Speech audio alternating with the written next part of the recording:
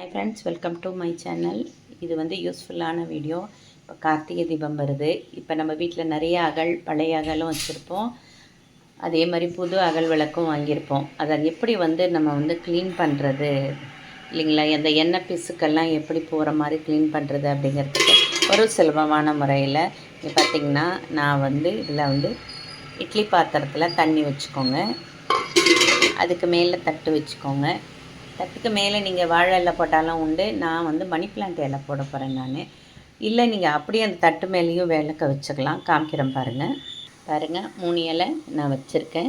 இது மேலே எல்லா அகல் விளக்கையும் அடுக்கி வைக்கலாம். இப்போ பார்த்திங்கன்னா எல்லா விளக்கையும் உங்கள் வீட்டில் எவ்வளோ இருக்கோ அவ்வளோ விளக்கு வைங்க. நான் வந்து எடுத்து வச்சுருக்கேன். இதெல்லாம் க்ளீன் பண்ணிவிட்டு எவ்வளோ வைக்கணுமோ குறிப்பிட்ட அளவு தான் நான் வைப்பேன். உங்களுக்கு காமிக்கிறதுக்கோசரம் எல்லாத்தையும் வச்சுருக்கேன். இப்போ இதெல்லாம் வந்து ஒரு 5 நிமிஷம் நல்லா வந்து ஆவிலேயே வேக போது பாருங்கள்.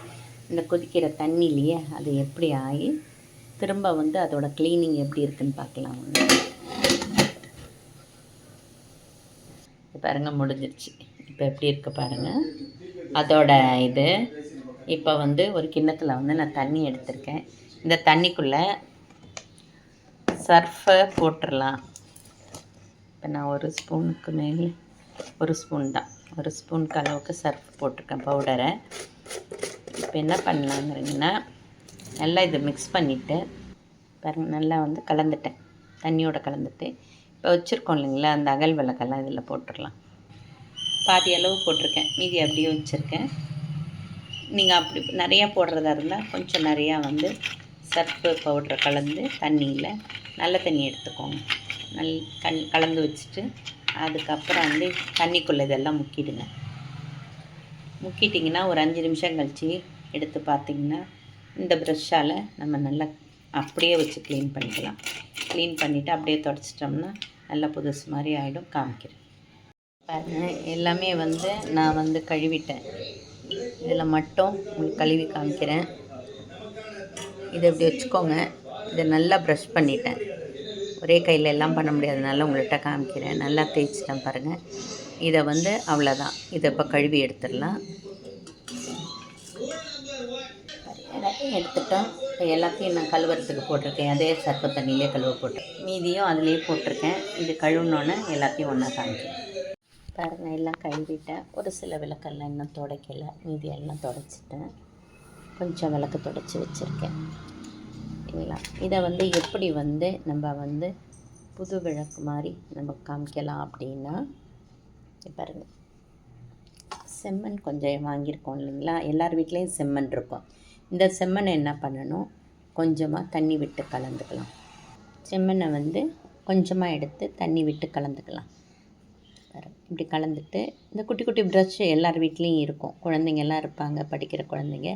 அவங்களுக்கு வந்து ஸ்கெட்சு, இந்த க்ரையான்ஸ் அதெல்லாம் வாங்கும்போது, வாட்டர் கலர்லாம் வாங்கும்போது உங்களுக்கு வந்து ப்ரஷ் கொடுப்பாங்க பாருங்கள். அந்த மாதிரி ப்ரஷ்ஷை எடுத்துக்கோங்க. பார்த்திங்கன்னா, நான் வாங்கின செம்மண் கூட குறப்பாக இருக்குது. நான் நைஸாக வேணும். நைஸாக வேணுங்கன்னா அதுக்கு தகுந்த மாதிரி செம்மண் வாங்கிக்கோங்க. எல்லார் வீட்லேயும் காவி கலரு இருக்கும், மோஸ்ட்லி கோலம் போடுற எல்லார் வீட்லேயுமே. அதனால் இதை வாங்கி இப்படி வந்து அப்ளை பண்ணிக்கோங்க பாருங்கள். இதை அப்ளை பண்ணிவிட்டேன். இன்னும் அது காயணும். காஞ்சோன்னே அது வந்து புது விளக்கு மாதிரி நமக்கு தெரியும்.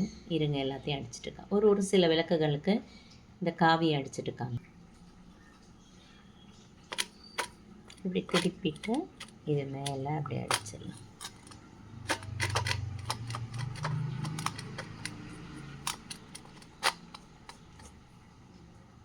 பாருங்கம்மா, இப்படி பெயிண்ட் பண்ணிடணும்.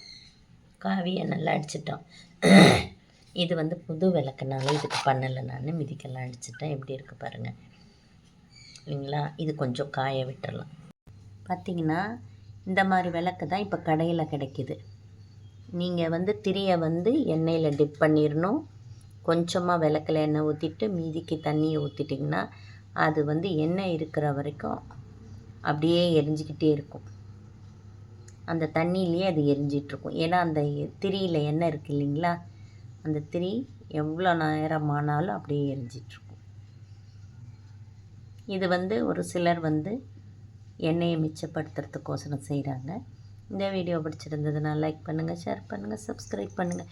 மீண்டும் ஒரு புது பதிவுடன் உங்களை சந்திக்கும் வரை உங்களிடமிருந்து விடைபெறுகிறேன். நன்றி, வணக்கம்.